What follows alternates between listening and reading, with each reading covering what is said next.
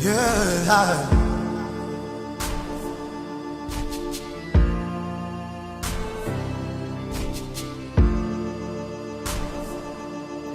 When we all contribute our quota, little drops of water makes us greater.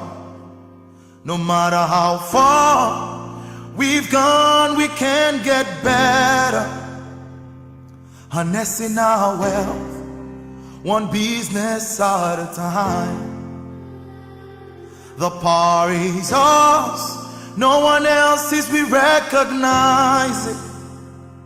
That's why we in this conference and exhibition to ignite change, think, make and grow Nigeria.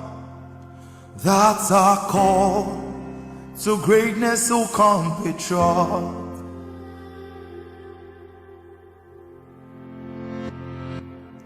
When we all contribute our quota, little drops of water makes us greater.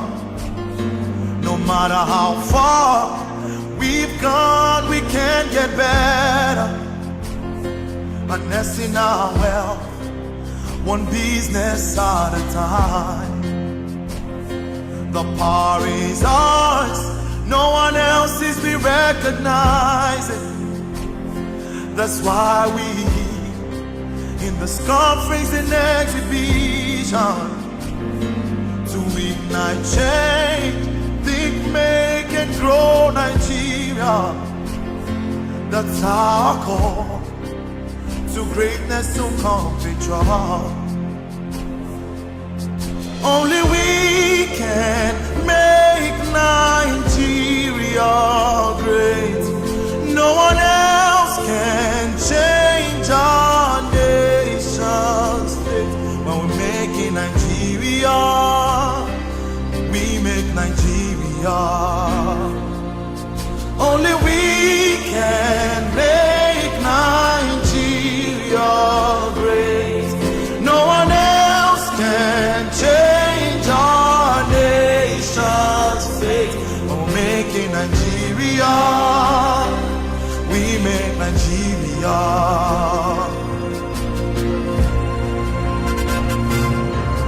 Only we can make Nigeria great. No one else can change our nation's fate. We're making Nigeria, we make Nigeria.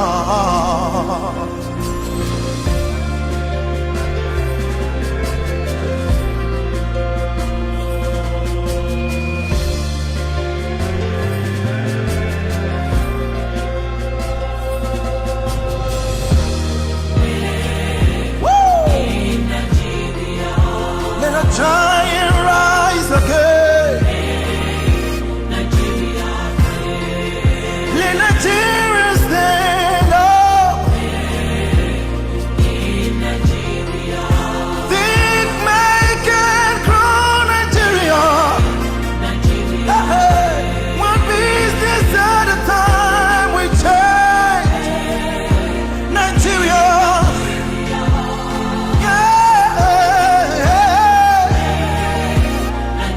When you think you can make, you can grow. Make Nigeria great. Doesn't matter what you do, let's make Nigeria great. Nigeria,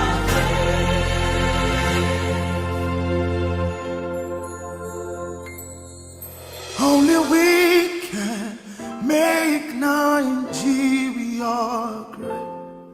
No one else can change our nation's fate. Making Nigeria, we make Nigeria.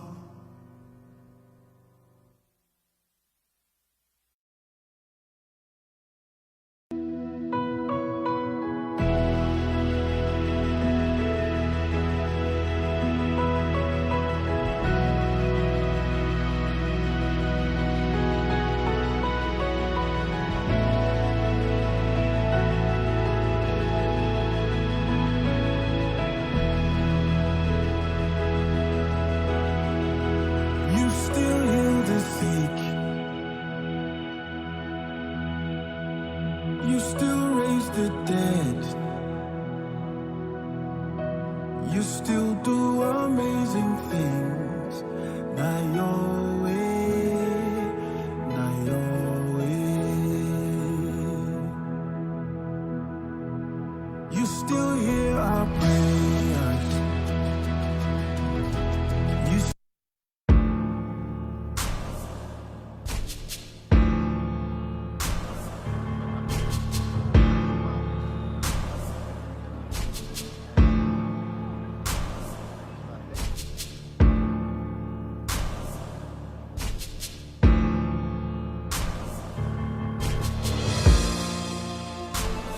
yeah.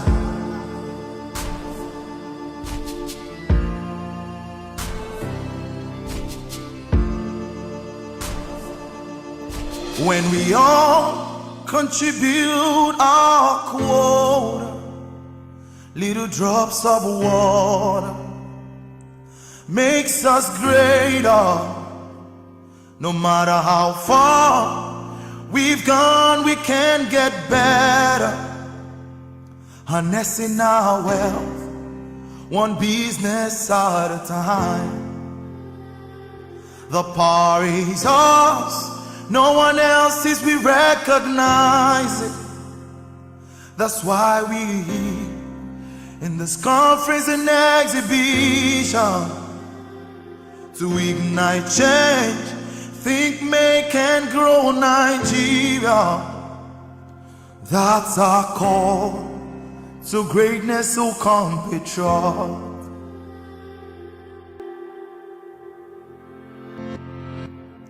When we all contribute our quota, little drops of water makes us greater. No matter how far we've gone, we can get better. Harnessing our wealth, one business at a time. The power is ours, no one else's, we recognize it. That's why we in this conference and exhibition to ignite change, think, make and grow Nigeria. That's our call to greatness, to come patriot. Only we can make Nigeria great. No one else can change our nation's fate. When we're making Nigeria, we make Nigeria. Only we can make Nigeria great. No one else can change our nation's fate. When we're making Nigeria, we make Nigeria.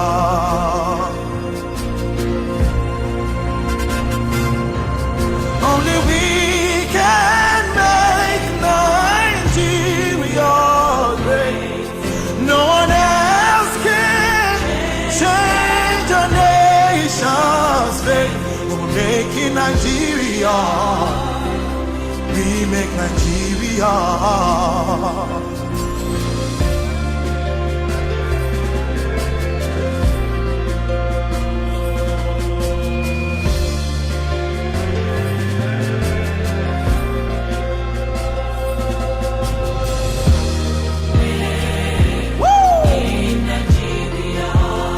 Try and rise again. Let Nigeria stand up. Think, make and grow Nigeria. Hey, one business at a time, we change Nigeria.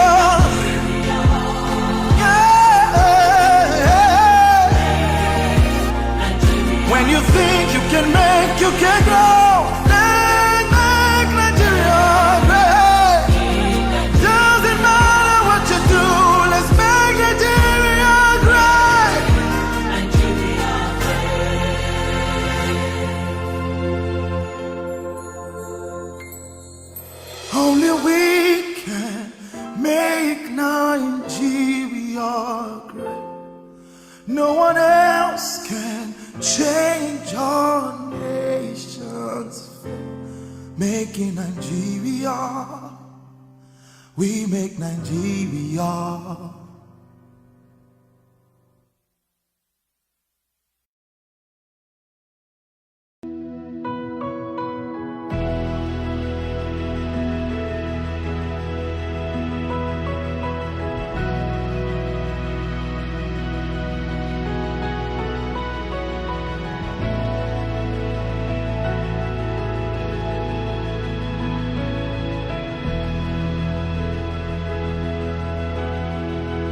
You still heal the sick. You still raise the dead. You still do amazing things. Not your way, not your way. You still hear our prayers. You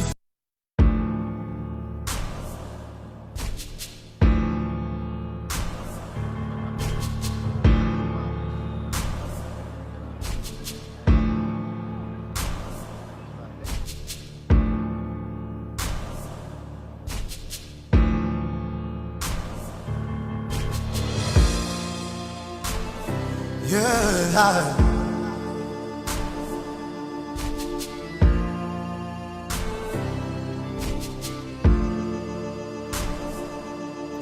When we all contribute our quota, little drops of water makes us greater. No matter how far we've gone, we can get better. Harnessing our wealth, one business at a time. The power is ours, no one else's, we recognize it.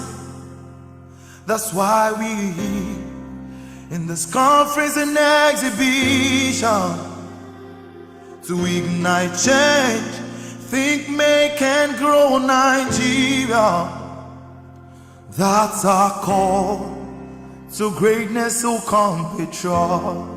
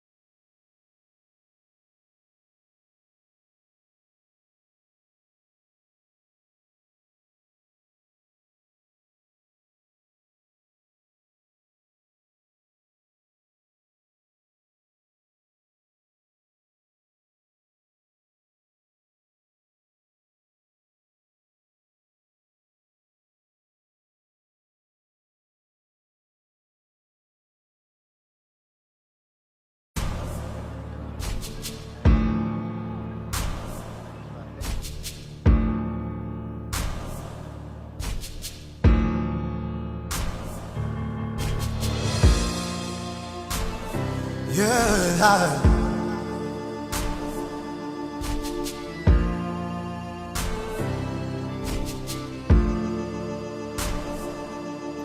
When we all contribute our quota, little drops of water makes us greater.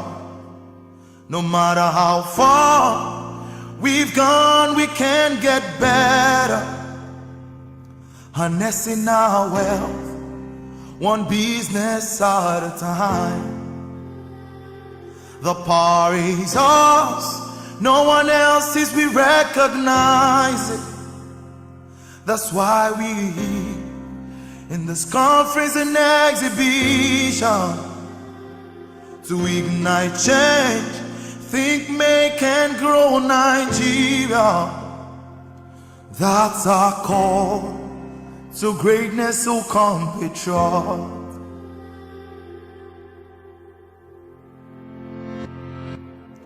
When we all contribute our quota, little drops of water makes us greater.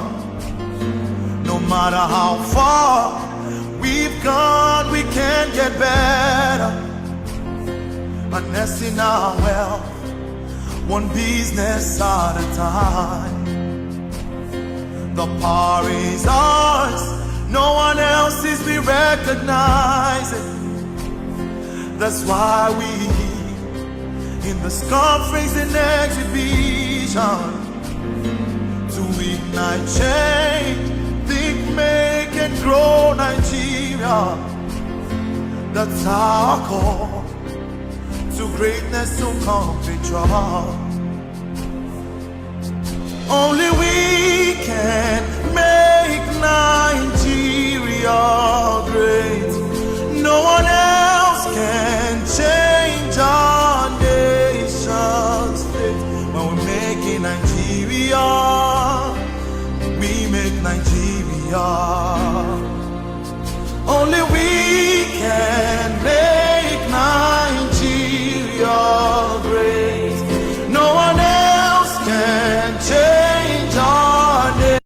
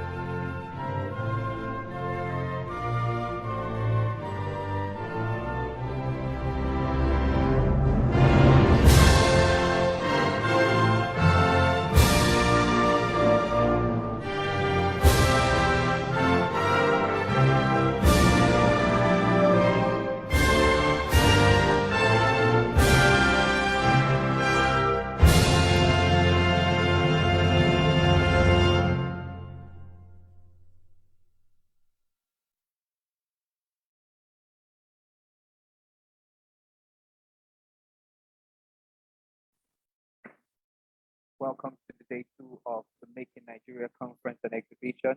I am Nia. It's a pleasure having all of you signed up.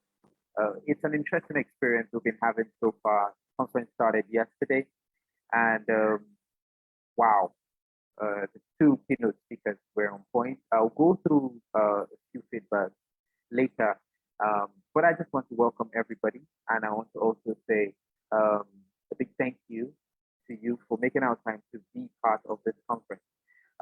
This is day 2, and our keynote speaker for today is Dave Hudgson, and he is, well, an interesting person. You get to discover more about him through the conference, and he has, how do I put it? Business growth is one thing that a lot of us look out for, but beyond having business growth, it makes sense to know who to hire, how to hire people, from where to hire, and the like. And this is what he's going to be talking to us about today. He's going to be talking on the subject business growth through hiring and community impact. And so that will be Dave Hudgson. So you are welcome to Make in Nigeria. Now, I also want to say a big thank you to Uchon Ochie, the convener of the Make in Nigeria Commission, for making this happen. And of course, over time, we look forward to hearing him. There are new components of the conference that have also been uploaded. So we'll be having, alongside our speakers, we will be having a faculty of professionals to share their testimonials on what has happened with them. That session will happen tomorrow. We've had Philip Retain, and of course, Julia Okane. Thank you so much, Julia, for coming through yesterday as you did. So, straight to it. This session, this morning, starts off with Dave Hudgson. Now, he is the founder and the MD of a privately owned group called the Paladin Group of companies. And besides running a big business, you know, he's also someone who has taken out time to come and share with us right here in the Make in Nigeria conference. So we're ready. I hope you're ready. Get your notepads out, because of course there's a lot to learn in the conference. Thank you for signing on. Hello, Dave. Good evening. Good morning to you guys. How are you? Okay, I know it's evening where you are, so good morning. Nigeria. Yeah. It's fantastic to be with you guys. What a pleasure. It's an honor. Okay. So you have thought that. Okay. So do you want me to turn this Instagram on? Because I don't actually know how to use it, and Uche was going to explain. You can turn on the Instagram. Okay. As far as I can tell, it's live with you guys at the moment. Okay. All right. Anyway, I'll get on with it, and then if it's not, you can interrupt me. Is that okay? Okay. Do that. Okay. So good morning to everybody, and and this is your second day, I guess. So I hope you've had an awesome conference so far, and I hope that you're going to learn a lot from it, because obviously business is a complex thing, and it comes under a complex cultural, what's the word? A cultural influence, if you like. Okay. And that's what I'm going to talk a bit about today, mostly because, you know, obviously my remit is to talk about hiring and community impact, but I'm going to do it differently than what you expect, because I'm not a business development sort of guy. I'm an entrepreneur, and I don't really have a lot of business skills. Most of you guys probably have better business skills than me, because I've never been to university. I got thrown out of school when I was 16 years old, and I went straight into the army. So I've never had any training or anything like that, even though my company is valued at 1.2 billion Australian dollars, and it's a group of 32 companies. I don't have a lot of skills if it comes to hiring somebody or doing up business plans and so on. I employ lots of people to do that. Okay. But what I'm going to teach you today is the macro level, if you like, which is based on a complete change of business culture to what you've probably been taught, and probably than what you've probably been actually doing in the marketplace.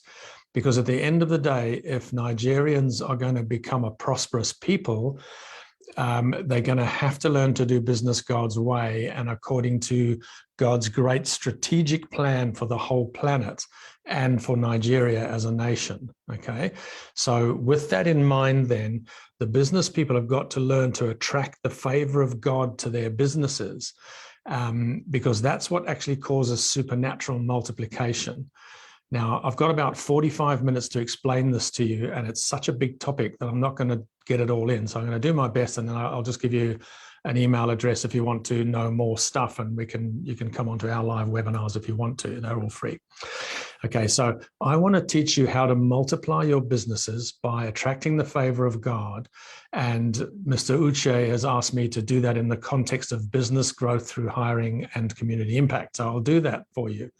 But I want to give you an example first of supernatural multiplication, because this is what happened to my company. I went from zero. So if this is a level zero, I had $76,000 worth of credit card debt. Okay, really expensive debt and no money and no assets. And in 2 years and 7 months, I went from below zero to $100 million company. Okay, and that's because I changed something. I understood something that I never knew before. Okay, so that's what I want to talk about. So if despite owning a big company and despite being the leader and the founder of one of the biggest and most influential marketplace ministries in the world today, I'm actually just a $2 million man. In my own DNA, I'm just a $2 million man. As I said, I left school, I went to the army, I fought in the special forces for 10 years. And when I left the army, I went straight into business. And I've now been in business for 43 years. But before I learned how to do God's will for me personally and how to do it God's way, I was always a $2 million man in business. I never got above that one. And that's because in my natural ability, in my DNA, that's what the Lord put there. Okay, you get people who can run, a 10-second 100 meters. That's what God put in their DNA. I can't do that. That's their natural gifting. And it's the same with me in terms of business. So that's my genetic potential, and it always peaked at $2 million. Over the past 22 years, or the first 22 years that I was in business, I owned 13 different businesses, and they weren't all at once like I'm doing now. I wasn't crazy then. I just did them one at a time. They were in 9 different industries, and they were in 6 different countries. And no matter how much I tried, I never ever broke that $2 million mark in any one of those enterprises. So even though I was a Christian for 15 of those 22 years, even though I was tithing, even though I was by far the biggest funder of my church, and I knew that because I was on the board of the church and I could see how much was coming in. So I'm not telling you this just to big note me like I'm kind of a fancy funder of the church. I'm just giving it to you as an example. So for 10 years, I'm tithing, I'm funding my church. I think I'm doing everything right, but God never gave me any supernatural multiplication. I never broke through what was my own ability, and I never worked in the supernatural.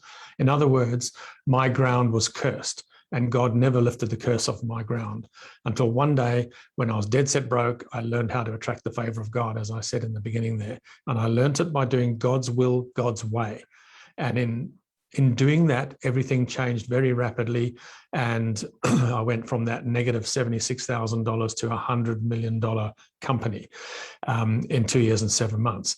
So that the whole essence of this, guys, is where I'm coming to with this, is I learned about God's bigger vision for the earth, okay, which was to create sheep nations in the earth, or sheep nations in the marketplace, if you like, as in the Matthew 25 concept of sheep and goat nations. And I'll explain this shortly. And then I learned where I fitted into that bigger picture, okay? And in terms of my personal assignment, in other words, why God put me on the earth in the first place, or maybe purpose, as you may know it to be called. And above all, I learned to do business God's way. And as I did that, the Lord applied his favor and he lifted the curse off my ground, and the multiplication was enormous. And here we are today, over $1 billion corporation. We're growing very fast, and the favor has never left us because we stuck to that. Okay, so it was that favor doing it. I could never do it on my own. I never had done it for 22 years. So it had to be supernatural. And that's what I want to show you today through the concept of hiring according to the community's needs. Okay, so let's go back to that comment on sheep nations very quickly, because that's what Nigeria needs to become.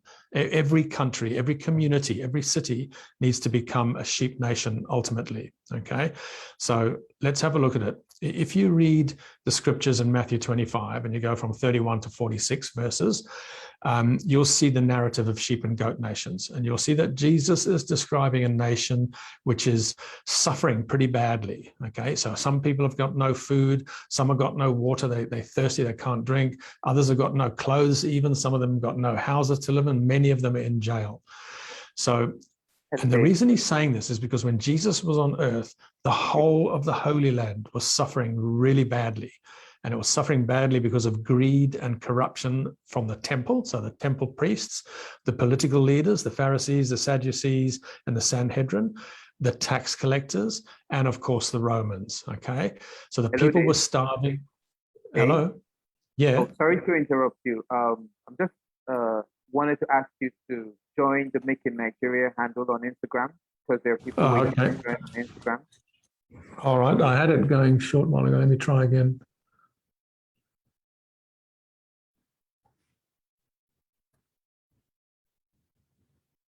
Okay, it's on. It's on. Yep. So how do I join it? Okay, just request to join the live conference on Instagram. All right, it's gone live now, I think, by the look of it.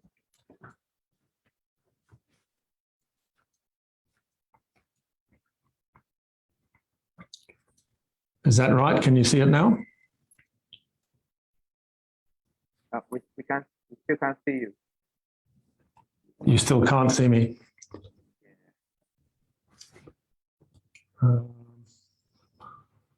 Looks like I'm with you. What about there? I can see you.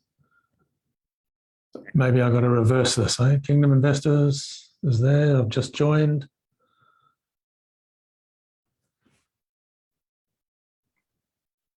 Yes.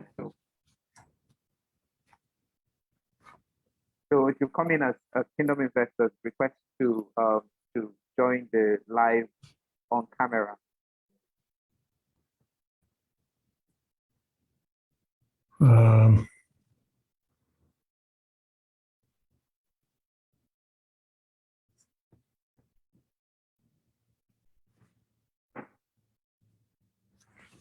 So is that, do I just send you a message asking that?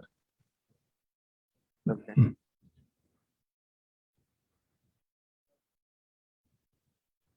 No, I don't know how to do this. Are we there? Okay, yes, he's invited you now. So just stay live. Yeah, to be shared on camera. Okay, got it? All right, go ahead. We're good now. We're good, Dave. We're good, Dave. All right. Good. Okay, Thank so you. what I was saying was that the Holy Land was really suffering. It was very depressed because of the greed and the corruption of the temple priests, the political leaders, the tax collectors, and of course the Romans. Okay, so the people were starving. Their children were being sold off as slaves, and crime was crazy high. And the whole nation was groaning under the burden of greed and self-centeredness and corruption in the marketplace. So in other words, it was a goat nation. God's people were a goat nation. We're talking sheep and goat nations here for those of you who just joined. Okay, so here is Jesus telling his people how to fix these issues. And he explains they must change their attitude of greed and self-centeredness to one of caring and sharing in the marketplace. And if they do that, they will eliminate all the social distress and the human misery that he has just listed for them. And then they would all prosper and they would make a lot of money and things would work a lot better for them. And they'd actually create a sheep nation, all right? And a sheep nation is really a country or a people group, if you like, that, where everybody's flourishing, human flourishing and universal prosperity and so on, okay? And that in that event, then they would inherit the kingdom of God, which was prepared for them. But if they did not change their ways and if they did not look after people, they would always stay as a goat nation. And in Matthew 25, verse 41, I think it is from memory, the king says to them, will say to the evil people, which he's put on his left, he's going to say, get away from me. God has already decided that you'll be punished. Go into the fire that burns forever, the fire that was prepared for the devil and his angels. Okay, so in other words, what I'm saying to you guys, the business people, the entrepreneurs, all of you in the audience, what I'm saying is we don't have a choice in the eyes of God. We've got to do business God's way. When we're hiring, when we've got the community in mind, we've got to be doing it God's way, because he wants that whole community to be a sheep nation where everybody's prospering. All right. So what does a sheep nation actually look like in the modern world? So here we are in the modern world. It's going to be different to what it was like in first century Palestine. So what does that actually look like in the modern world today? Okay, so it's a people group or a city or a country which has eradicated or dealt with I'm going to list a whole lot of symptoms of a goat nation for you, and you'll recognize all of these. Okay, so it's a country which has eliminated unemployment, poverty, homelessness, prostitution, abortion. Abortion a lot of the times in an economic sense happens because they think they can't afford the child, or it's too inconvenient, or whatever it might be. Unsustainable debt, domestic violence, family breakdown, rampant crime, robbery, violence, murder, mugging. I know that in Nigeria there's a lot of mugging and robbery. It's everywhere, so I'm not picking on you guys.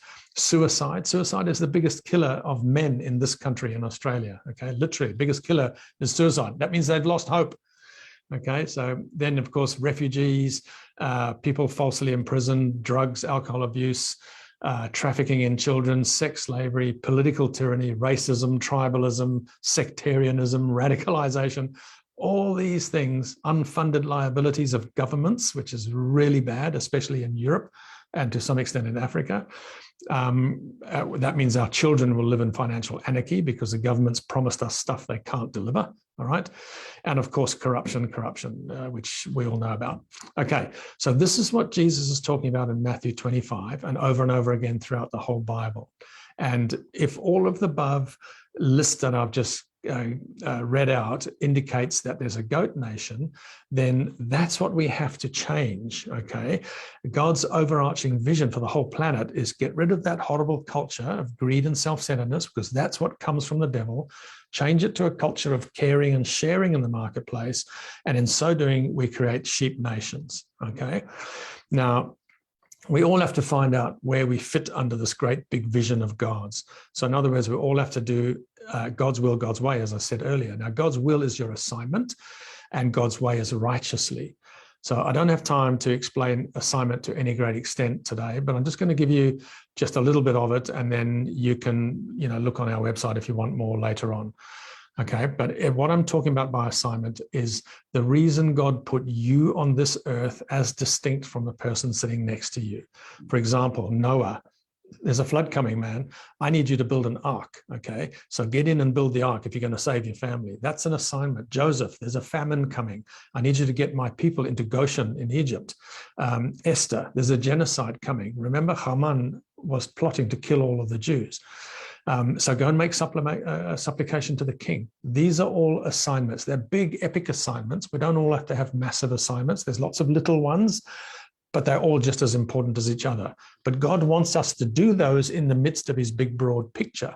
Okay, I'm coming on to the unemployment bit shortly, but these are the seeds that I'm sowing, that if you take this up, guys, your make in Nigeria will be very prosperous. You guys were singing a song, Only We Can Make Nigeria Great, in the intro. This is what will do it, okay? It doesn't matter how good in business you are, doesn't matter what good idea you have. If you don't change the culture that drives the marketplace, Nigeria will never be great. And I know that because I lead a worldwide movement to change the culture of greed in the marketplace. And the momentum here in Australia is massive. Okay, and we'll talk about that in a minute. All right. Anyway, we've all got assignments, and every one of us needs to find out what that is. What does God really want us to do, and get on and do that. Okay. Now, I mentioned doing it God's way. So it's God's will is the assignment. You've got to do it God's way. And this is the key, because if we don't do it God's way, he's not going to honor it. He's not going to apply his favor, and there will be no supernatural multiplication, and you will work under the cursed ground. All right. Let's look at a classic example of the Crusades. You guys would all be familiar with the great Christian Crusades, 11th century and so on, 12th century early there, whereby the Christian city-states, okay, the Catholic city-states primarily, formed armies and marched across Europe to go and liberate the Holy Land, which had been overrun by, or was under great threat and overrun by the Muslim hordes, all right? So that was a very noble assignment. And a crusade means to follow the cross, okay? So they put up the banners of the cross and they marched these great armies across Europe to go and fight and liberate the Holy Land. But along the way, that was God's will, but along the way, they plundered Europe. They plundered the Germanic Jews. They nearly wiped them out. They murdered parents so they could get the kids and sell the kids. They had the biggest trafficking racket of children that's ever existed. We haven't matched that, even the modern world, okay? So the point is they did not do it God's way, and they lost the war. They won 2 out of about 9 major crusades and lost all the small ones and ultimately lost the last one. So they never liberated the Holy Land. See, so that's the whole thing about doing God's will, God's way. And if we're not doing it God's way in the marketplace, we're not going to win the battle against the devil in the marketplace. And therefore, we will stay under that cursed ground. Okay. So in order to create sheep nations or sheep communities or sheep cities, where there's no social distress and human misery, we need the business people to deal with the root cause and the symptoms that I've listed. So why is it the job of the business people? Why don't the church do it? Why don't the government do it? Okay. And the reason is this, guys. You guys sung about, again, this song about only we can make Nigeria great. Who's we? Let me tell you about the business people. It's not going to be the government. It's not going to be the church. It's not going to be the media. Okay. It's going to be the small to medium enterprises. SMEs is what we call them. All right. And SME in most of the world, not in all of the world, the US has got a different definition, but even in Nigeria, your definition of a small to medium enterprise is any business with below 200 employees. So 199 employees and below. Most of you in this audience, I would assume, are likely to be either owners of SMEs or sole traders. We call them sole traders, which is when you're just on your own trading, which you might call a micro enterprise in Nigeria. I'm not sure of that definition, but or you may even be a young budding entrepreneur at university, planning to start up a small business or whatever it might be. My corporation is a group of 32 SMEs. Okay, now in Australia, 99.8% of all business is SME. There's only 0.2 of 1% large businesses here. And we have some of the biggest companies in the world, the biggest mining companies in the world. But it's a very small percentage of the entire masses of small to medium enterprise. SMEs are the biggest employers of people in every country on earth, even the industrialized nations. In Australia, the employment figures are massive from the SMEs. Now, you guys in Australia, in Nigeria, 96% of all business in Nigeria is SMEs, and you've got some big oil companies and stuff there. All right, but they're big companies. Still, most I think your SMEs, from memory, about 80% or 84% of the whole labor force comes from the SMEs in Nigeria. So. And worldwide, it's more than 90%. So the point is, guys, it is us owners of SMEs that are the engine rooms of the economies of the communities and the cities and the country as a whole. It is the culture. It is the culture and it is the beliefs, and it is the values, and it is the activities of the owners of the SMEs, that's you and me, that have the biggest influence on the socio-economic health and overall well-being of our cities. Okay, so keep that in mind. I hope you listen to this again later. We on this conference are the engine room of the cities of Nigeria and me here in Australia, and we spread around the world at my group, all right? So that means that we are responsible. We cause the social and economic well-being of our cities. So in other words, we have it in our hands to fix all of these massive issues if only we will do business God's way. And that means changing that business culture that I mentioned. So you guys will all know Deuteronomy 8:18 because it's one of the most famous things in the Bible, because it tells us that we've got the power to create wealth. Okay, so here we go. God gave you the power to create wealth to establish his vision on earth, which today means a sheep nation, modern day sheep nations. So that means it's us who must do it, all right? Us with the small companies. Now, if all of us are still driven by greed and self-centeredness and profit, purely profit, then we ain't going to get there and it's not going to work. Okay. Now, that's what Jesus was trying to teach everybody. When I was hungry, you fed me. When I had no place to stay, you gave me a house. When I was thirsty, you gave me something to drink, and so on. Now, here we come to the crux of the matter. One of the best ways to fix all of the above is to give people a job. Okay, because that fixes so much of the social distress and human misery down line. This is where we come to the hiring side of it. So this brings us to the question of hiring for community impact. And this is where you're probably this is not what you would have expected me to say, but I want to show you something here, because unemployment is such a major cause of so many other problems in the community. Crime is primarily caused by unemployment or financial hardship as a result of unemployment. Hunger, financial hardship, family violence, substance abuse, suicide, family breakdown, all those things, prostitution, trafficking, kidnapping for ransom. It's a big deal in your country. Massive government welfare bills, which comes from your tax, could be better spent on hospitals, roads, schools, and things like that if it wasn't supporting unemployed people. Okay. So here's the deal. Who is going to give those unemployed people a job? Again, it's not going to be the government. They've had decades of opportunity to do this, and they haven't done it. It hasn't worked. They've done okay in some parts of the world, but in most parts of the world, unemployment is way too high. Crime is way too high. The distress and everything is way too high. So again, guys, it's you and me, the owners of the SMEs, who must do this, because we control the marketplace. All right.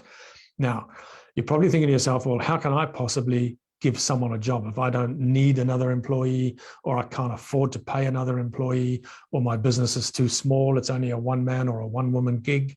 Okay. Well, here's why. Firstly, God says, because he wants Nigeria to be a sheep nation, and you cannot have a sheep nation if you've got large scale unemployment. They physically are polar opposites on the physical sense. Okay. And secondly, because if you do this, you will actually be much, much more prosperous. You, the owner of the SME, will be much more prosperous. And I'm going to prove this to you in a second, what happens when we eradicate unemployment. Now, just to get a quick biblical scripture on this one, you look at Boaz in the book of Ruth. He gave people a job in his community through he gave them the job of gleaning off his business, as you guys would know. It's another famous book of scriptures.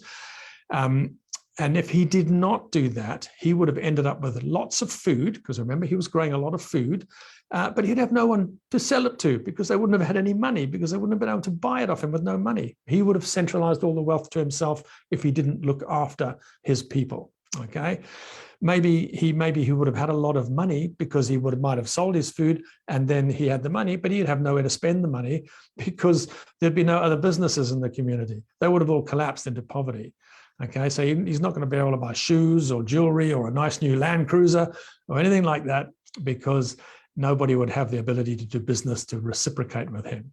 So I don't know if you knew this, but Boaz lived in the Bethlehem region, and he lived there during a time of 15 years of international famine. So the whole of the Middle East, the whole of North Africa groaned under this massive famine. And you know what? Whole civilizations collapsed. The whole civilizations were wiped out because of this famine. But the region of Bethlehem prospered. And the Bible says that even though Boaz left a lot of potential profit in his fields, he was still a mighty man of wealth. So the point is, everybody in the whole community of Bethlehem prospered because Boaz, who's the owner of a business, created jobs for them.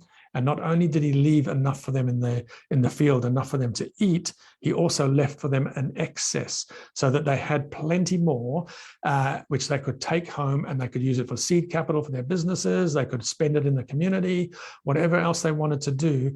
And Boaz could then trade with them, because they had a means to trade. If he took all the money, they wouldn't have any means, all right? So he had to do this because it's God's economic modeling. The culture and the modeling is exactly what God wants us to do. We must let people glean off our power to create wealth.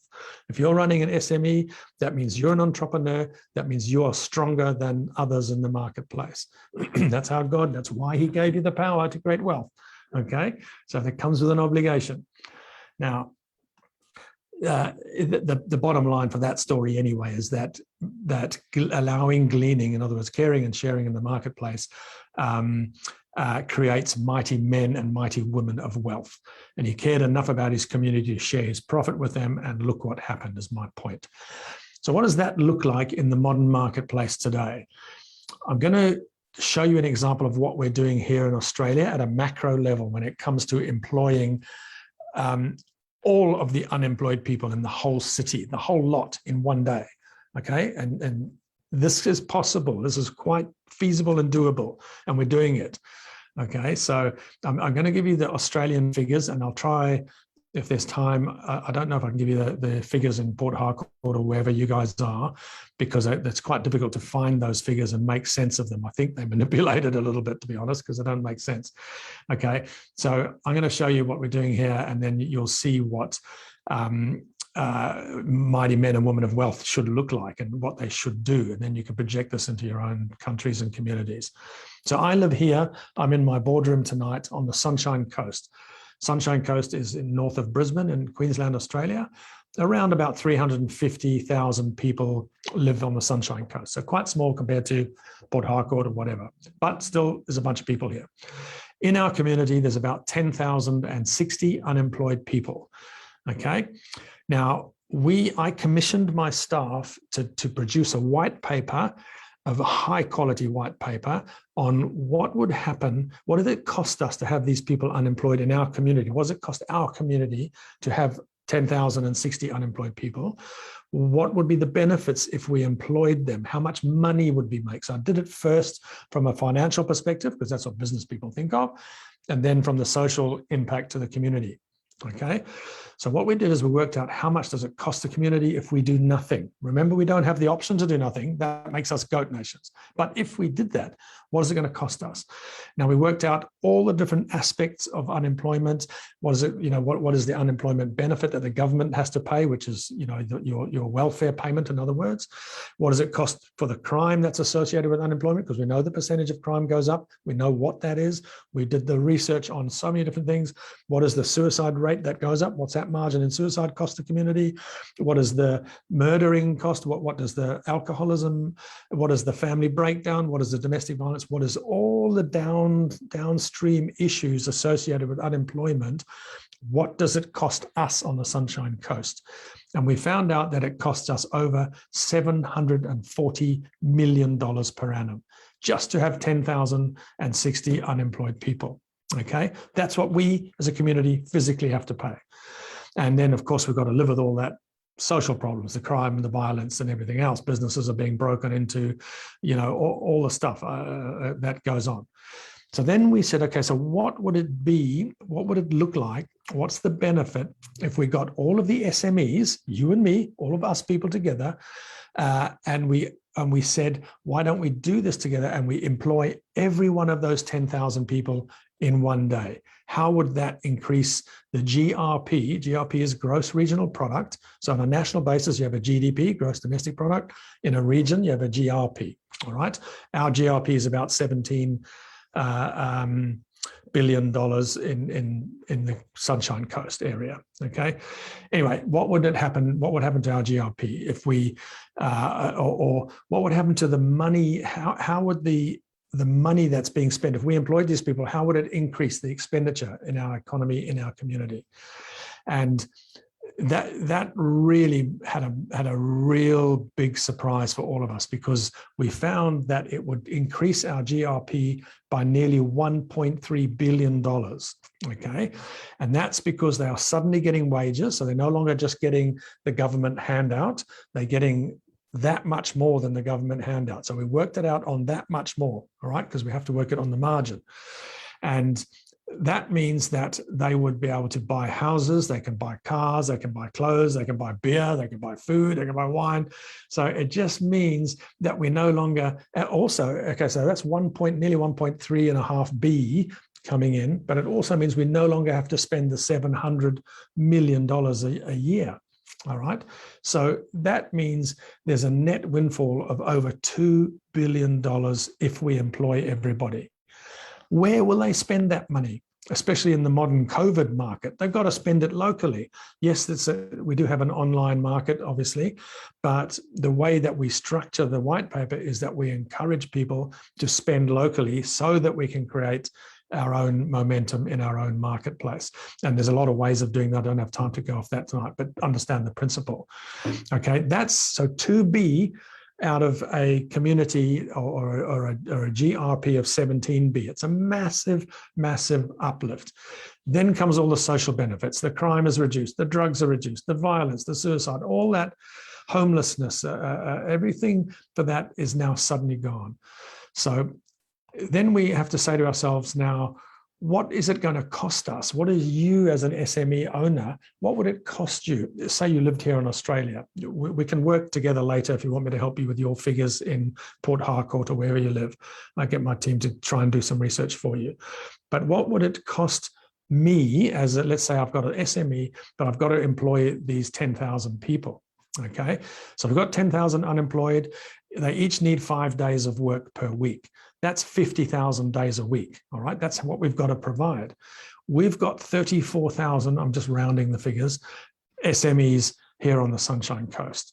So that means 34,000 businesses are going to provide 50,000 days per week. That means each business is going to employ one person for 1.5 days per week. Okay, and if we did that, we will eradicate unemployment in 1 day.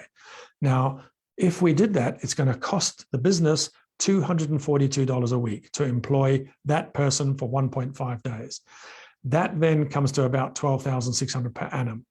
But what are they going to get back? Because those people can now spend the money on all the businesses collectively. They're going to make $43,000. That's over 350% ROI, return on investment, if we do this together, okay? It's the equivalent of having 2 million tourists here on the Sunshine Coast, but they never actually arrived, which means we don't have to have all the traffic jams, we don't have to have all the mess and all the noise that tourists create, okay? It's amazing what happens if you employ the unemployed. And that's just the financial benefit, okay? There's all the other stuff that goes with it, and we end up creating a sheep nation. So, we did a pre-launch of this a couple of months ago because the white paper wasn't quite ready and there's still some finishing touches. We did a pre-launch at KI. KI is the ministry that I run, Kingdom Investors, and we did it here locally. And you know what? There was massive worldwide attention that just jumped on us overnight. So many people got hold of us, governments from overseas, businesses, universities, academia, wanted to do case studies and so on. Economists from everywhere were calling in and saying, man, I want to be part of this. Our own federal government, the minister phoned me and said, hey, you know, you guys, what's happening next? I said, we're going to form a committee to do this. Is okay, can we be on the committee? They even said we've got $4 billion in the purse to get Aussies back to work after COVID. You guys must avail yourself of that. You see what I'm saying? The influence that we can have as SMEs, if only we will change our culture so that we care enough about the unemployed to share with them, bring them into our businesses.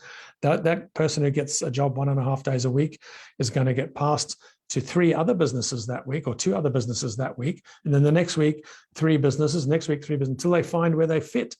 Okay, and then ultimately they'll get the permanent job. And we are there looking to employ them. We don't want them to go back on the streets and break into everyone's house and car. All right. Now, guys, you don't all have to do that at the macro level. We are a big influential company, deliberately built this company so we can have influence on the government, on public policy. We wanted to fund our church, obviously, and we wanted to rally the small to medium enterprises. That's why we built our business. That's our vision, to create a sheep nation. And this is just one of the tools that we're using. We don't all have to do that. We can all work at our own levels according to your gifting, according to your life's training. Okay, how did God train you to do what you're going to do? And that's not only just what did you learn at uni or business school. What about your whole life? What I was in the special forces, and I did 10 years. I was blown up. I got all sorts of things went wrong. I left my country as a refugee. I had nothing. I had to start all over again. I was a commercial diver in Southeast Asia. Massive adversity. I got jumped on by a giant octopus 400 feet below the Sea of Japan. Can't come up for 35 days. All crazy stuff happened to me. It's all training for now, because now I've got to take on this Babylonian economy of greed and self-centeredness in the marketplace. So God trained me to withstand the attack that'll come back onto me for doing that. So that's my life's training, my gifting as an entrepreneur. Naturally, build a big company, Dave, and create a sheep nation for the rest of the world to see how did you do that. And here's a good idea. Go and employ all the unemployed for a start. And straight away, the world jumped on and said, how did you do that? We need to know. Good. It's exactly the same as Solomon in the 10th century BC when he created the golden age of Israel. No unemployment. He just fixed everything. Queen of Sheba came from Ethiopia. You guys know the story. You just live next door, just around the corner. That's the seedbed of Babylon. Okay. She came asking, how did you do that? Because their place was starving. And she went back and reformed the whole economy in Ethiopia and Sabah, the northern part, and the Yemen and so on. Okay, so the point being, if we do this, we at our all individual levels, then all of a sudden we will see that you will prosper enormously and you'll get the attention of the world and you will change the culture in the marketplace. Here's a story, a quick one. I've got a few minutes left. I'll just tell you a story about how when I first figured this out, I didn't have a big company at that time. I was still in the $2 million bracket. In fact, I was below that at that time. This was in 1987 when I first became a Christian, and I was trying to figure out the principles because I never saw any other Christians doing it in the marketplace, even the ones I met at church, and I'm brand new. And I came out of Zimbabwe. Okay, and Zimbabwe was before, when it was called Rhodesia, wasn't perfect, okay, obviously because there was a minority government that needed to change, but ultimately it was the best economy in Africa. Within 2 years of it changing, it got plundered into poverty and distress and suffering and starvation because of greed, not because the guy running it was black, not because he's white, not because anything, greed and corrupt. And he plundered the breadbasket of Africa into the basket case of Africa. So I left and I came to Australia and I thought, yeah, good, this is now a good place to bring up my kids. No, just as corrupt as Zimbabwe was. Not as overt, it's much more sophisticated corruption, but lots of it. Everyone's ripping everybody off, everything's going wrong. And I thought, when I became a Christian, I thought, man, how do I fix this stuff? What am I going to do here? Let's look at these economic models of these Christians and see if that works. And so I started applying those to my business. And I had a motorcycle business in Perth, big city of ours in Western Australia. And I had a motorcycle business there.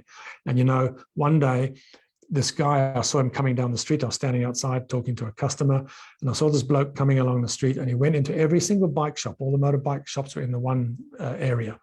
He went into all these bike shops, and eventually he came to me, and I thought, oh, he's probably selling something. And he said, my name is whatever. And he said, I'm looking for a job, please. And I said, oh, okay. And what do you do? This and that. And I said, so didn't anybody else want to employ you? And he said, well, I've been in the motorcycle industry all my life. He said, I'm a sales guy. I can sell motorbikes on your floor. In your showroom floor. And he said, I'm very good at sales. He said, and these other motorcycle people are all my friends. Now, keep in mind, I'm a new immigrant in this country, so I didn't know everybody. And I'm also a new Christian. So here comes this guy, and under the sheep nation principles, Jesus says, when I was in prison, you visited me. This guy tells me he's just got out of prison. He was put in jail for 4 years, and he did 2, and then they let him out. And those other people who are his friends and all these other bike shops, they won't employ him. They won't give him a job because they're scared if they have an ex-criminal, their profit will go down. So there you see, they wouldn't employ him because it would ruin their profit, purely driven by profit. That is of the devil, guys. You cannot do that. We don't have the opportunity to do that. We've got to do something about this. And so I said to him, well, what did you do to get into prison? So we had a bit of dialogue about that. And I said, come in, I'll give you a job. And I said, but if you do anything wrong in here, you got me to deal with, special forces. And he said, no, that's fine. And he said to me, I will be your most loyal employee. I will do so much sales. I'll make the revenue of this business grow. I said, okay, you can have a go. I'll give you a chance. If when I was in prison, did you come and visit me? This is the same thing in the modern world. Did you help me? So I took him on, and, he was brilliant and he was so loyal. He stayed there. Eventually I sold the business and moved away years later. He took it from, I think when he joined, I was about 500,000 a year. He took it up to the 2 million. I hate sales. I'm a useless salesperson. He was brilliant. He could sell them everything. He sold them a motorbike. He sold them leathers, helmets. People came in. Pretty girls loved him because he had a radio voice and they all loved him. While he was talking to them, he was selling them stuff all day. So he was brilliant. Okay, so I employed him, and had I not employed him, he would have been stuck on the streets again, and so on. Okay. In closing, guys, before I open up for questions, I don't knock profit. Profit is good. We must make profit. If we don't make profit, we don't have excess. We can't help people. God wants us to make profit. Profit is of God. But just profit-driven capitalism is purely from the devil. If you go to church on Sunday and you profess to love the person sitting next to you, and yay, and on Monday you go into the marketplace and you compete with them for business because you want their market share, and you put them out of business and throw them into financial hardship, leading to domestic violence, leading to family breakdown, leading to homelessness, etc. Don't think that God's going to be happy about that. That is not his way. God's way is a holistic form of capitalism. People, profit, planet, with equal importance, equal priority, equal proportion. Okay, and we call it capitalism. That's what we named it in 1987. And I promise you, if you do that, look after all the stakeholders in your business, and that's not only the shareholders, the owners, which is you and any shareholders, that's what everyone else, that's profit only, but you must look after them. But you must also look after your employees. You must also look after your supply chain. You must also look after your customers, your community, and your environment. And if you do that, that is God's way. Okay, so I'll finish there and open up for questions. I just want to say, guys, if you want to get onto KI, onto our mailing list, then it's support@kingdominvestors.com.au. We do KI for free. There's a chapter in Port Harcourt. If you email us and go onto email support, they can show you where the chapter is. You guys can go there and learn stuff for free every month. And that will change the culture that drives your marketplace.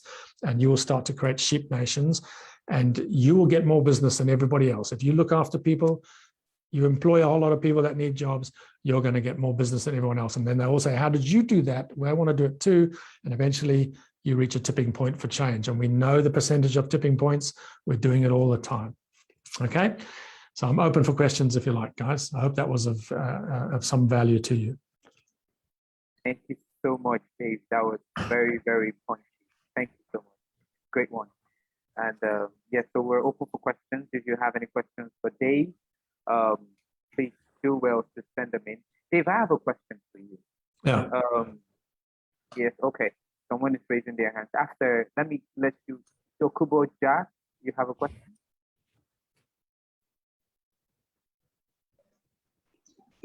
Thank you very much for this opportunity. I've learned a lot.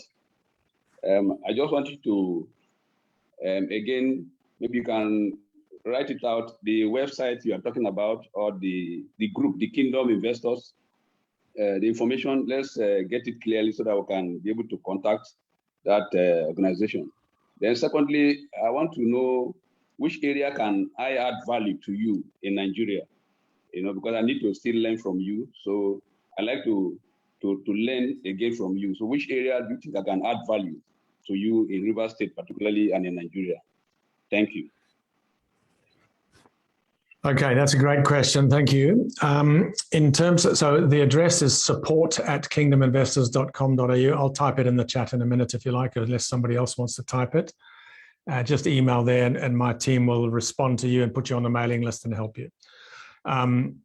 So if you wanted to assist me in Nigeria, what I want to see, Africa is in my heart, okay? I grew up in Africa. I would love to see a prototype sheep nation in any African country. Nigeria is one of the biggest economies. You're very rich in people, rich in resources, but obviously a lot of poverty and crime and corruption and so on. you have the potential to be a sheep nation. So what I want to see in Nigeria is the change of culture. The way we do that, the way we at KI do it, is we teach people, teach the owners of the SMEs how to do it. I can't teach you anything in 45 minutes, okay? But all these chapters around the world, and there's lots of them all over every continent now of KI, we teach there through videos and through guest speakers for free. You just come and show up and you get looked after. And that teaches people how to do business God's way, the way I've just taught you. We're also going to be bringing out a program. It's called the ASPN program. ASP means all shall prosper. And the N is not Nigeria, it's number. Okay, so you get ASP number. If you pass the course, you get a number, and it's a unique number. You go onto a register, and the register, if it's got Nigerian people, it'll be promoted in Nigeria, because the course will teach you to do business ethically with the community at heart and so on. So you will get much more business. We will promote you in your region because you've got an ASPN. And we know that we can trust you to do business properly. We can monitor that. So that means when we get 6% of the owners of the SMEs in your community to get ASPNs, we know that we will reach a tipping point for change in your city. And all of a sudden you'll see crime going down, more prosperity coming, and so on. So these are just strategies that we've learned over the years. And that ASPN course will come out early next year. All the software has been built already. The course is halfway filmed, but early next year. So to answer your question, if you wanted to help us, join the course, get an ASPN, open a KI chapter. If you think you're a leader for KI, we can vet you and liaise with you. But it will grow your community. I promise you, it'll grow your economy the proper way. Okay, thank you so much, Dave. Thank you very much. Thank you very much. Thank you, Jack. Thank you for participating. Thank you for your question. Thank you, Dave. I have two questions to ask.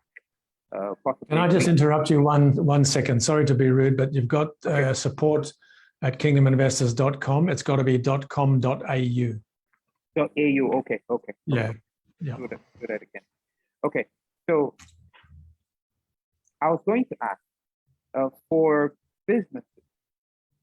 First of all, you said we grow, transiting from the goat nation to the sheep nation would mean that we need to be able to hire, absorb people, young people who are available, hire more people, and that is eventually will mean growth. But I was going to ask, how do you handle cultural shock? Cultural shock meaning you have a way you want to run your business. You have a system you have in place, but you have to open your doors to more people. You have to hire people. In some cases, they may be trained or untrained. So they come, and your expectation of excellence may not be what they're used to. Speaking from where we are in Nigeria, in Africa, some concepts of excellence have still not distilled to the point where we would say we're used to those levels of excellence. So how do you handle people like that? Yeah. Excellent. Okay, so there's a lot more in this. All I've done is skimmed the surface. So we've dug pretty deep and looked into it carefully. There's going to be lots of dynamics towards bringing in unemployed people off the street. So the people that you're talking about, we call them unskilled labor. Okay, so if we're taking in unskilled labor, and we might be a doctor's surgery, how do we take in unskilled labor into a doctor's surgery? So the doctor needs to have in his or her mind, I'm employing these people, and even if they are unskilled, I'm going to upskill them.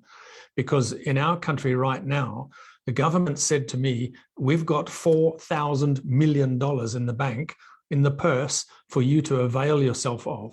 So that means they can avail themselves of that to train these people. Governments that are smart know that they need to spend money on training unemployed people by upskilling them. In terms of the cultural shock, there's the mindset of why should they get out of bed in the first place? This is what the minister asked me when he was talking to me. He said, why would they get out of bed and come to work? Because they get quite, some people are so used to getting unemployment welfare that they don't come to work anymore. And especially during COVID, when the government ramped it up, now there's lots of people don't want to come back to work. So the government's now very sensibly scaling it back down again. But at the end of the day, in Matthew 24, the Bible says the gospel of the kingdom will not come until, or the end will not come until the gospel of the kingdom is taught from testimony. So in other words, testimony is proof. So we have to prove the concept. Okay, we've got to prove to people that this works. And that's what's been missing in most of the communities, because nobody does these things. It's counterintuitive. You think, why would I share my profit when I had to work so hard and compete and everything? So why would I do that? But if you do it, look what happens. Now, we got to prove what happens. So we have 20 years of doing this now, since 2001. And we have so many stories and so many testimonies of how, I have a testimony of how I made 21 millionaires out of very poor people by caring and sharing with them. They are all affluent people now, and I taught them they better do the same. So they're all employing people. The other side of that question is, not everybody can employ somebody. As soon as we started this, I was getting phone calls from people saying, hey, I can't employ another person because my business they don't even fit in the door. It's very small, but I can help train them. I'm a barista. I have a coffee machine, and I can teach people how to make coffee, and they can go and work in the coffee shop across the road. And I said, don't you see that as competition? And he said, no, you've taught me this is fraternity. We all work together. Let's grow a bigger market. Instead of competing for market share, let's grow a bigger market, get more people to drink coffee. And I said, awesome, let's do that. So there's a lot in it when it comes to the cultural shock that you're talking about. If somebody came to me looking for work, and they will, and we can take 3 or 4 because we're quite a big company, I don't actually need them, but I will still take them. And I'll say, okay, guys, I'm going to allocate you to sit with one of my staff, and you want to learn how to use an accounting package, the MYOB accounting package. And then I'll use you. And don't forget, tomorrow you're going to go and work for this company. The day after, you're going to work for that company, until they find where they fit, and until they find where somebody wants to take them on permanently. And as we do it, it's a 6-month campaign to get to the employment in 1 day. So as we start building up towards the actual D-Day, we call it E-Day, which is employment day. As we build up to that, we are educating the community. We are working with the media. We're working with the SMEs. We're working with the unemployed. We're working with the government, bringing everybody together for this massive, guys, we're doing it for the community. It doesn't matter if you're unskilled. It doesn't matter if you're a doctor. We want everybody employed. Come on, let's do it. And they're already doing it. We're not even ready for them, and they're doing it. Oh wow, amazing! It's good to know that this is happening at a very great time. Thank you so much, Dave, for coming in. We wish you well, and we wish to do more with Kingdom Investors. The reason I'm saying do more is because the Make in Nigeria Commission, this year's conference sets a pathway beyond conversation. So we're going to be in conference, but after conference, we also have a few things that we will unveil to ensure that this conversation now distilled to the basic level. So a Nigerian in Port Harcourt, in a corner in Port Harcourt, can effectively deploy the same vision that Kingdom Investors are working with in Australia. And we also can collaborate in service, human capacity development, and also sharing of ideas, because I see that the way the world has evolved now, experiences are valuable. People pay to get experiences from people. People pay to understand how their products, how their services are experienced on another part of the globe. So I see a lot that can happen with this. And I was going to ask you this one last one. So how do we ensure that the network keeps growing? The network of goat to sheep nation, this goat to sheep transition, because what is known, as you said, can be replicated. And if we say we don't want to compete, we want to grow a better world, we want to grow a bigger kingdom, and then that means we need to network a lot. So I was just going to ask you to just say a little more about how we can leverage on networking, and that's that. Yeah.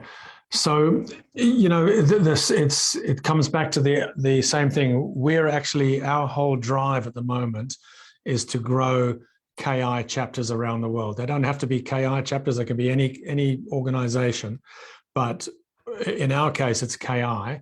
And we want more and more and more chapters in every community because it's a numbers game in order to reach a tipping point for change. And once one or two KI members suddenly attract that favor that I'm talking about and get on, and you see this incredible multiplication, everybody comes to listen. It doesn't matter whether they're Christians or Muslims or atheists or anything. They all come, and we know that because we've been doing this for a long time. And they all come and listen, and then they want to get involved. So and then we say to them, okay, guys, your chapter's getting bigger and bigger. Why don't you break up into 5 more chapters? And that way it keeps growing, and it's all based on the business testimonies coming out. And people look at it and say, wow, this really works. This is how we prosper the community. This is how we prosper ourselves, and they get on and do it. So it's the same thing. It's a growing of chapters until you reach community tipping points, and then you suddenly see a community change. And the networking throughout is, business people are going to network anyway. They're natural networkers.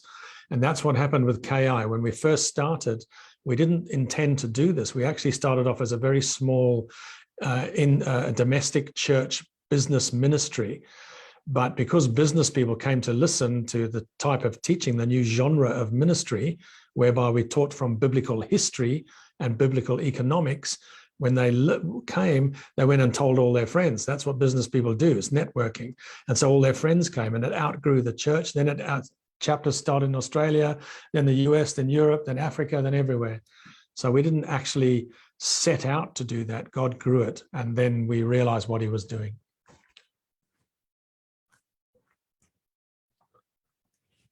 Thank you so much, Dave.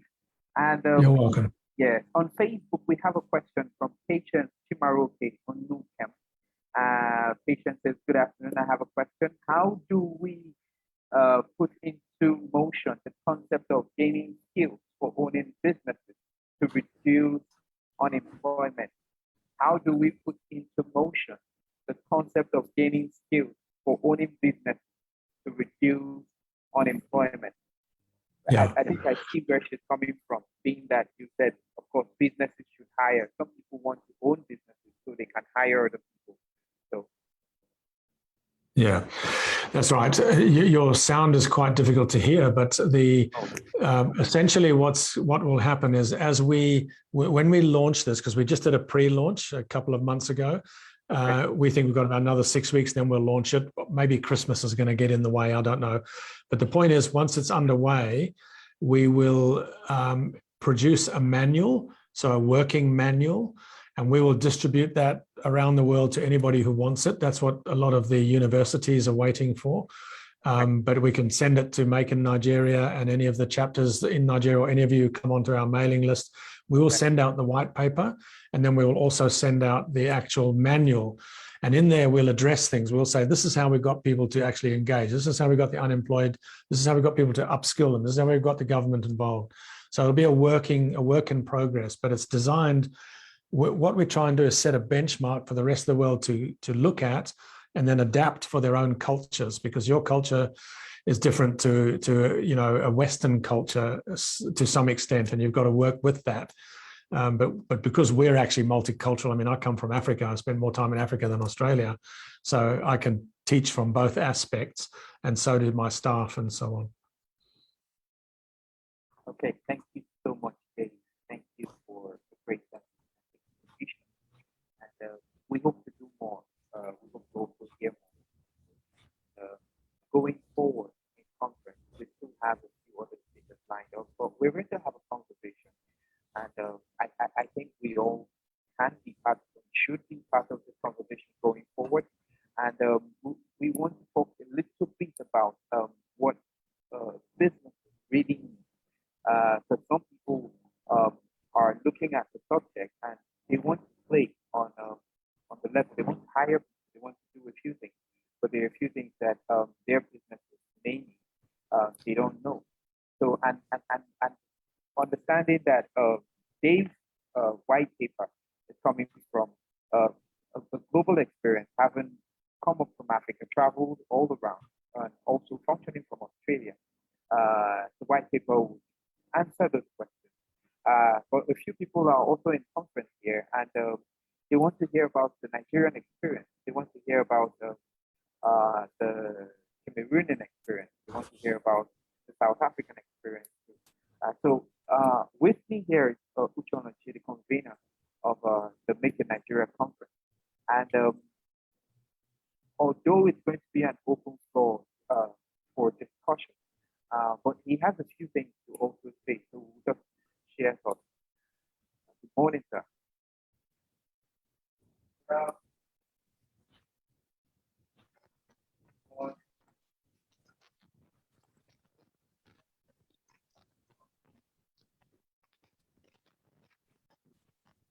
Is there sound coming through?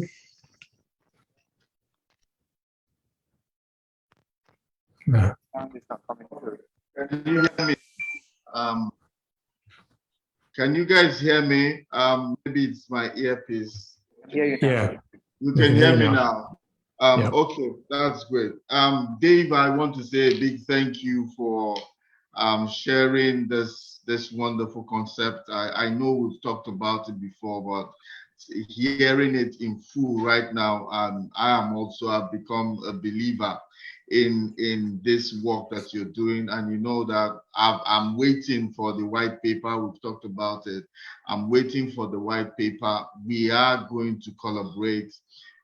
Near our moderator right now, it's he's going to be part of the team that will be coordinating, not just for Nigeria, for any other place where we have our networks around Africa. We are deeply concerned about the things that are happening, not just in our country, Nigeria, but in Africa. And we must do things. You know, when you talk to me about what you have done, I think there's a lot. We can't depend on the government. A lot of governments in Africa, they cannot be relied upon, or we depend on them. So you have taken this initiative, and I must salute you for that. And you have really encouraged me, because making Nigeria, if you really look at it in a nutshell, is what government should be doing, that we are doing.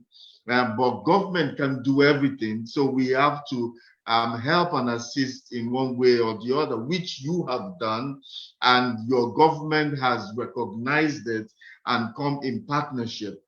We also hope that through Marketplace Apostles and Making Nigeria, we'll get to a point also there will be some form. I don't know if they will receive it with open arms here, but I know at some point through the activities and the things that we do, then we might get to a point where there will be some form of collaboration, which is what we need. So we will collaborate with KI. We will collaborate with KI in how we can do this. If the white paper comes, definitely we'll see ways that we can. Because the thing is, we are in dire need of businesses to be done the right way. Corruption will be grossly eliminated or reduced if these things that you're talking about is put in place. So I know for sure it is something that we need to teach. You know, going forward, I will still talk to you about how these things can be taught. I know that there's KI in Port Harcourt, but it can also be taught in other larger networks like ours, and so we can collaborate. You know that you have been more like part of our own network, and so we can also be part of yours and see how we can collaborate. At the end of the day, it is achieving that which we want. So I will be talking to you on that. I want to salute you and thank you for this thing you're doing. Africa will benefit from it, definitely. Really benefit from it. And we have a 3 model of think, make, and grow. And you see from our anthem, we're serious about improving Nigeria. and all the help that we can to make Nigeria great again through the Commerce Mountain, because we believe in the 7 mountain prophecy. That was where Marketplace Apostle started, from the 7 mountain prophecy. And what we're doing here is that we're looking to get to the top of the Commerce Mountain. So this is what this is all about. And I believe with this collaboration, we can get, as God gives us the grace and the ability and access, we should be able to approach the top of that mountain and let the world know that there's other ways of doing business. There's God's way of doing business. There's kingdom way of doing business. There's kingdom economics. There's kingdom prosperity. All these things that you have said is something that needs to be taught, and taught well. It's not something we have to teach. It's not something we need to teach part of something that is happening. But no, this is the main thing. If you're an entrepreneur, you must be taught to do business kingdom way. And our heart is always there. So Dave, I want to thank you. Thank you for coming here today. Thank you for making yourself available. You're a busy man, I know. I respect the grace of God upon your life, and the story you shared here, for someone to get to this, your hearing your company's net worth. I mean, if someone to get there, it has to be the hand of God, and you have stayed under his hand, and he has guided you. So you are a resource that we want to have. We have a resource faculty. We have a resource persons of everybody that has been to our event. This is the 11th year. So we will get a letter from us to be part of the faculty. It's the people that have talked, people that we call upon from time to time to talk to our own crowd or talk to wherever it is. We have opportunity to go places. And those places we go, I can just say, oh, Dave is the best person to talk to this crowd anywhere in Africa, and I should be able to contact you and say, Dave, this is what is happening. I think that you are the one that is graced for it. You have what it takes.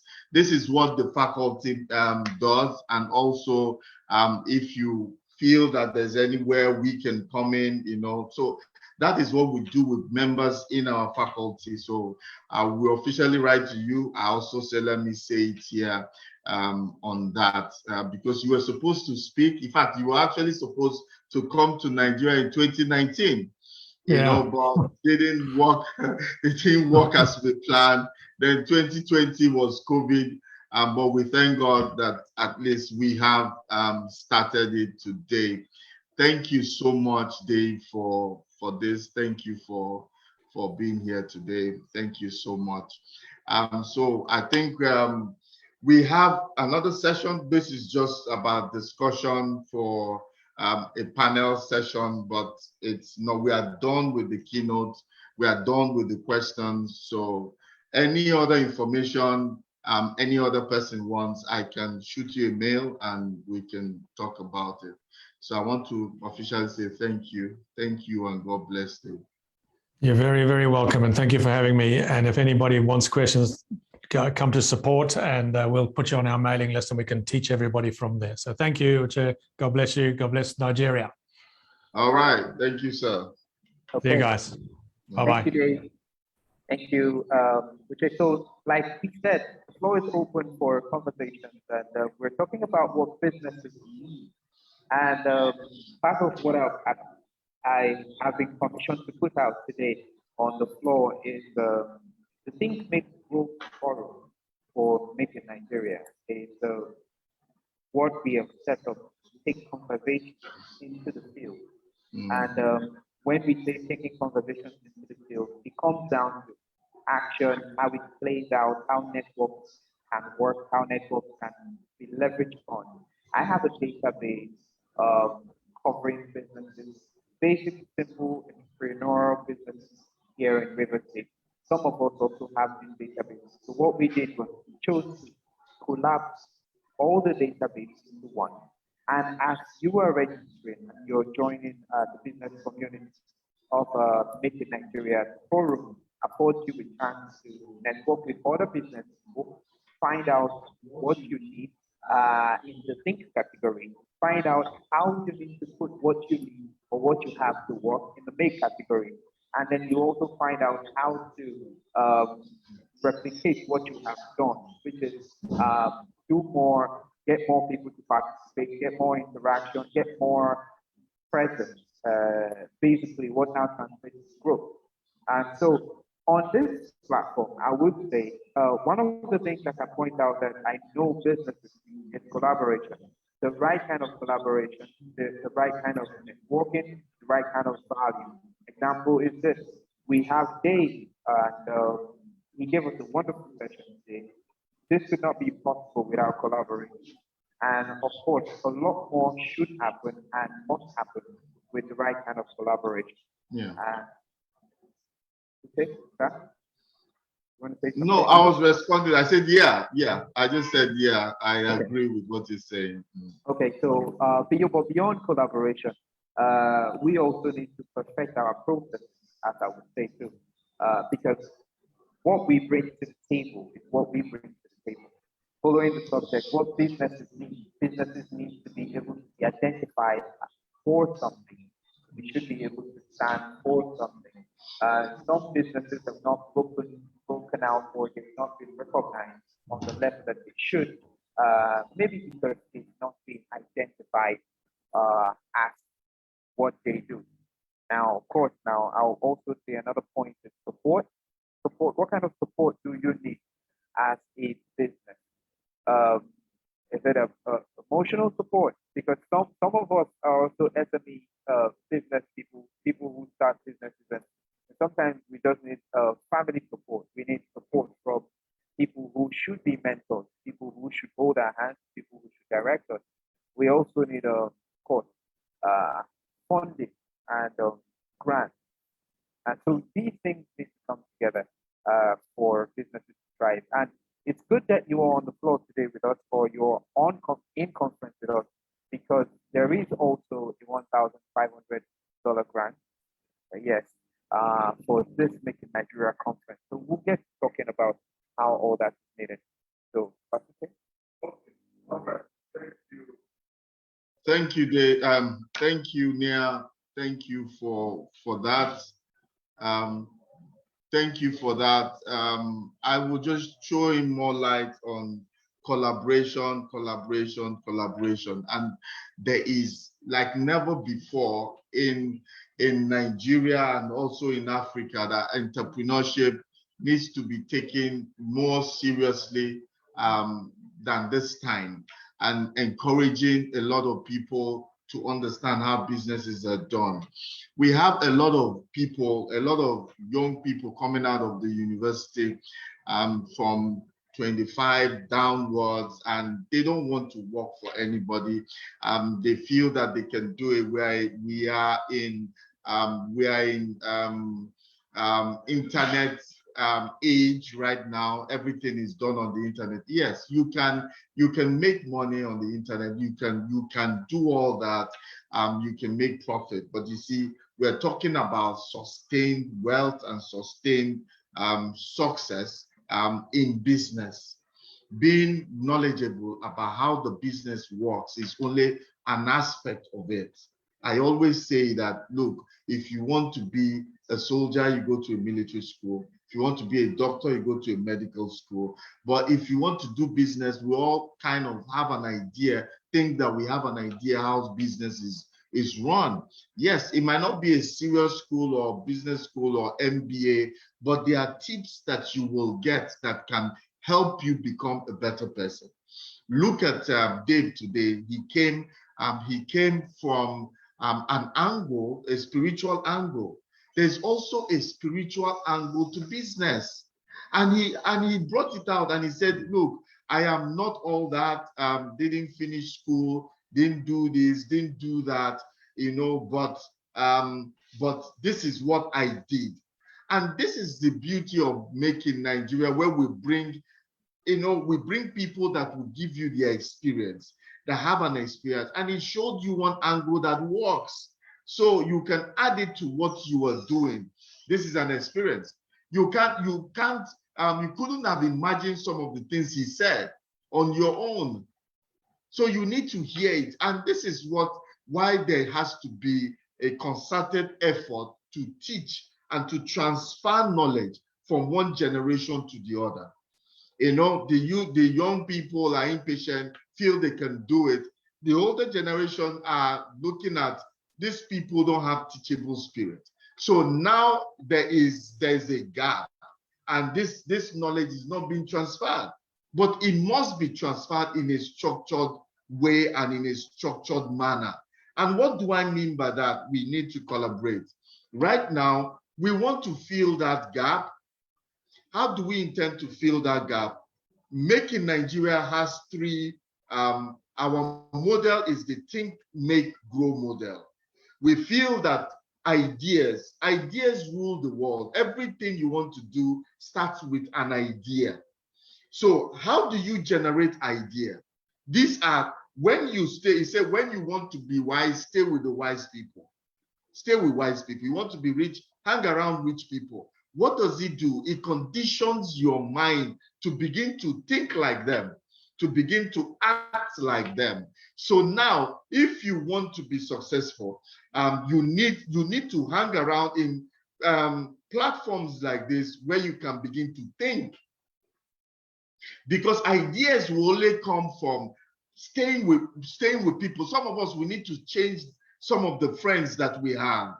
We need to change some of our friends and get into the right kind of friends that are thinking in the same way, progressive thinking. We need a lot of that in Nigeria. We need to stop complaining about this, complaining about this, the government, the president, the weather. We complain about everything. We need to come and begin to think about bringing up ideas.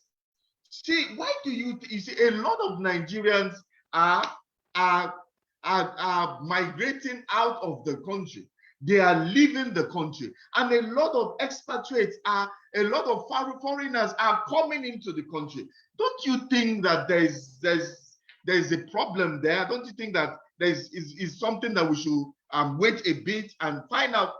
These white people, they say Nigeria is insecure, but yet we have foreigners coming into this country that is insecure, that is all manner of things that are being said. What is happening? What are they seeing that we are not seeing? I think that Nigeria is the best place to do business. Nigeria is the best place that you can have success, rapid success. Look at our population. We have everything going for us apart from bad leadership. So, but the thing is that we need to do something about it, where we can have people that can come and think up these solutions that can change our society.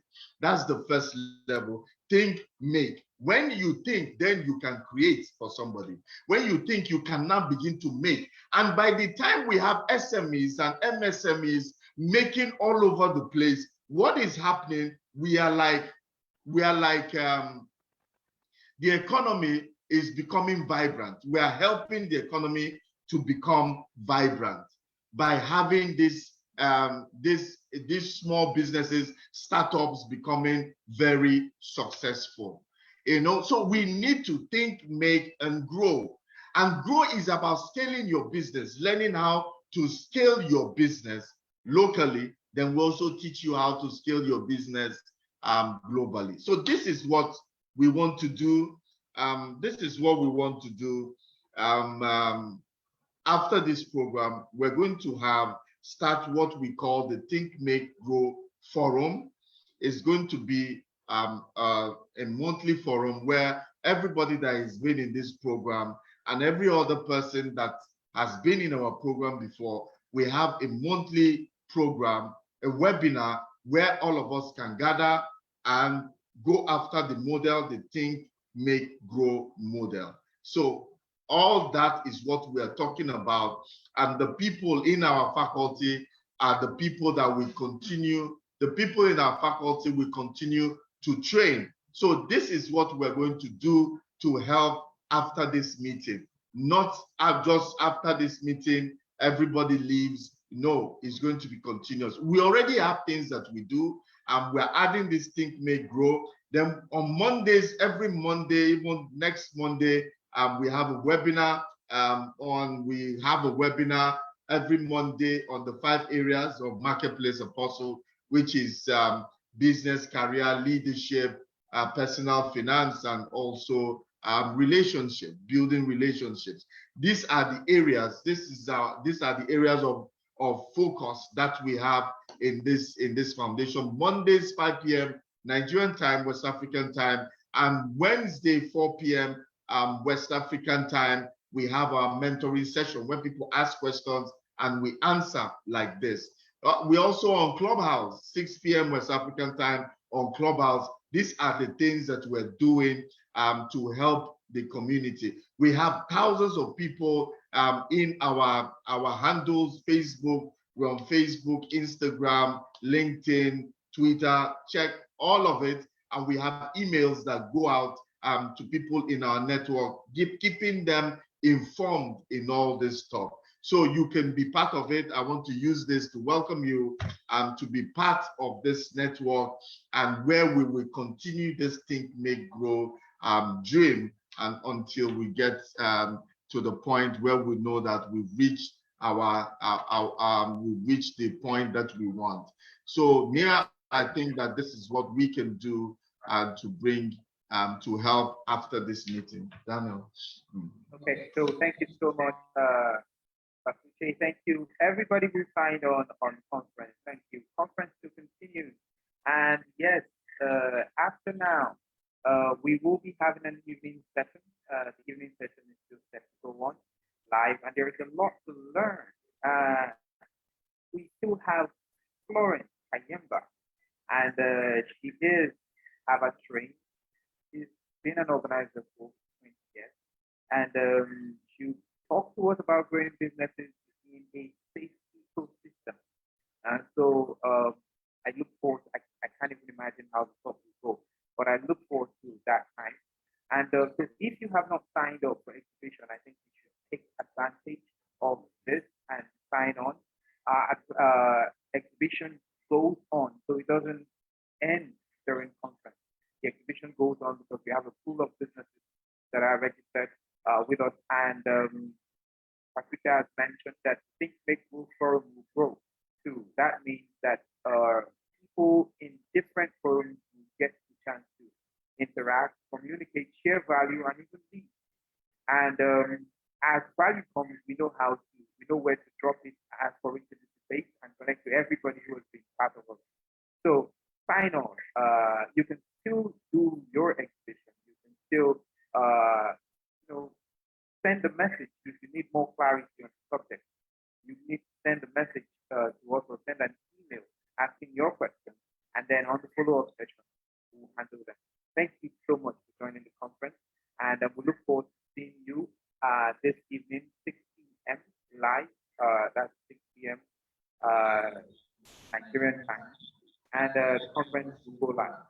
Thank you so much for being part of today's Think Nigeria. We wish you well. Enjoy the rest of your day.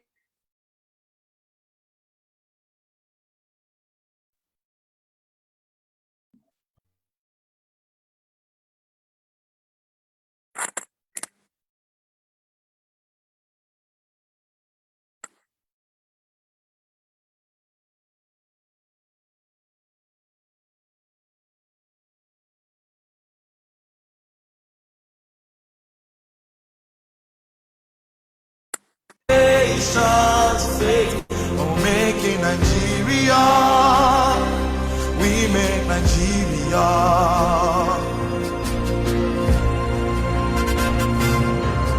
Only we can make Nigeria great. No one else can change a nation's fate. We're making Nigeria. We make Nigeria.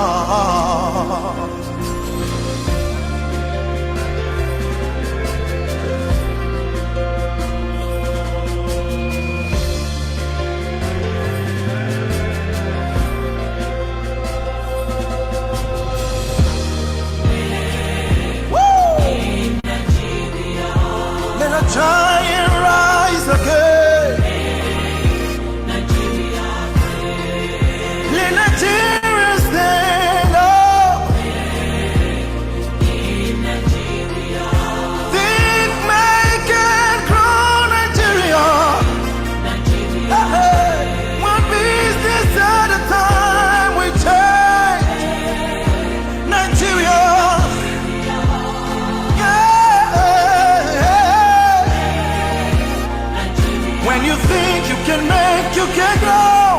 Make Nigeria great. Doesn't matter what you do, let's make Nigeria great. Nigeria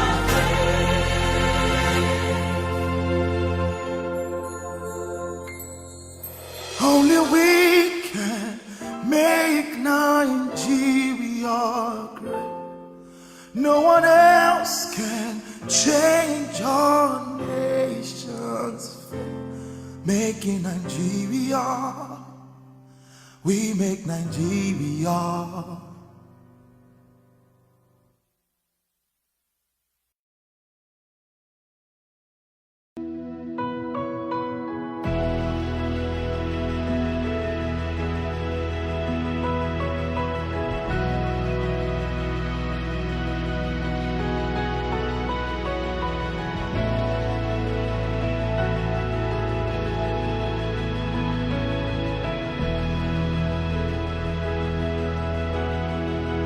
You still heal the sick. You still raise the dead. You still do amazing things. Now you're